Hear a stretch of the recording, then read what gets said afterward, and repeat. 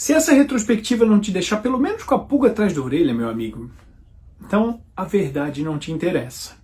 Em 2014 é preso o doleiro Alberto Youssef na Operação Lava Jato e começa a delatar as entranhas do maior esquema de corrupção da história, não do Brasil, do planeta. Em 2015 são presos na Lava Jato Nestor Cerveró, João Vacari Neto, Marcelo Odebrecht. Em 2016 presos Antônio Palocci, Guido Mantega, Eduardo Cunha, Sérgio Cabral. Nesse mesmo ano, impeachment da presidente Dilma. Em 2017, auge da Operação Lava Jato, presos Eike Batista, José Dirceu, Lula, 6 bilhões de reais recuperados até então. Em 2018, na mesma eleição em que Geraldo Alckmin declara a célebre frase, que a quadrilha quer voltar à cena do crime, se referindo ao PT, Jair Bolsonaro é eleito presidente depois de uma ascensão meteórica como um símbolo anticorrupção que marca o início de um governo com quem o próprio crime organizado declara não ter mais o diálogo cabuloso humano que tinha com os governos anteriores. 2019, José Dirceu é solto. E Lula também deixa a prisão por decisão do STF. 2020, uma série de decisões do STF enfraquecem a Lava Jato. 2021, Moro é declarado parcial nos processos de Lula e STF anula todas as condenações de Lula e meses depois ainda o torna novamente elegível. Em 2022, Geraldo Alckmin torna-se vice na chapa do partido que 4 anos antes ele mesmo declarou ser a quadrilha tentando voltar à cena do crime. Durante a campanha eleitoral também ficou proibido ligar a imagem de Lula com Nicolás Maduro, apesar da conhecida amizade de longa data. Foi proibido também chamá-lo de ex-presidiário ou ex-condenado, apesar dele haver sido condenado e preso. E jornais e emissoras foram censurados ou multados por suas críticas a Lula. Todas as decisões tomadas pelo TSE, presidido por um ministro do STF. E o homem que poucos anos antes estava preso por corrupção venceu a eleição. 2023 começa com a prisão de centenas de manifestantes por tentativa de um golpe sem armas, sem exército, em uma invasão a instituições vazias. Deltan Dallagnol, ex-coordenador da Lava Jato, tem seu mandato cassado como deputado federal.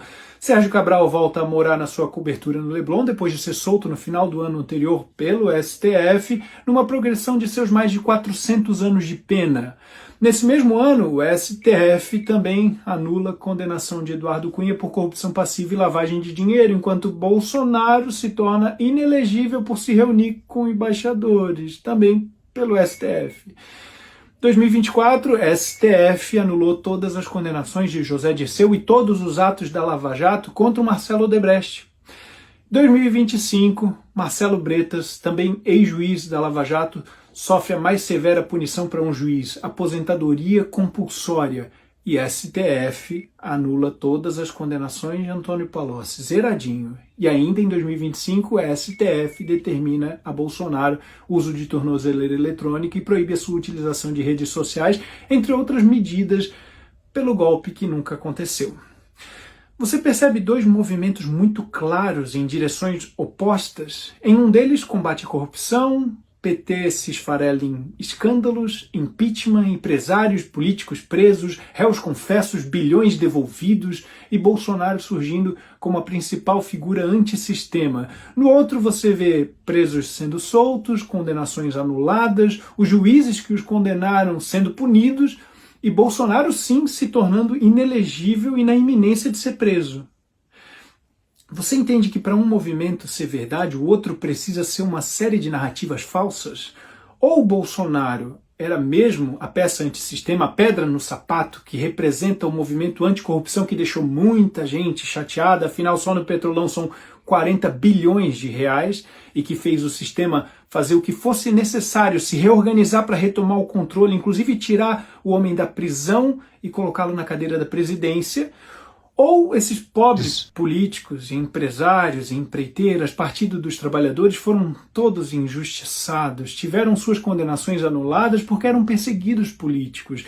Ninguém roubou a Petrobras e Bolsonaro sim é que fez parte do sistema corrupto que começou a operar há poucos anos, tentando incriminar esses pobres inocentes, prejudicando o Brasil que vinha funcionando às mil maravilhas antes do Bolsonaro aparecer, não é mesmo?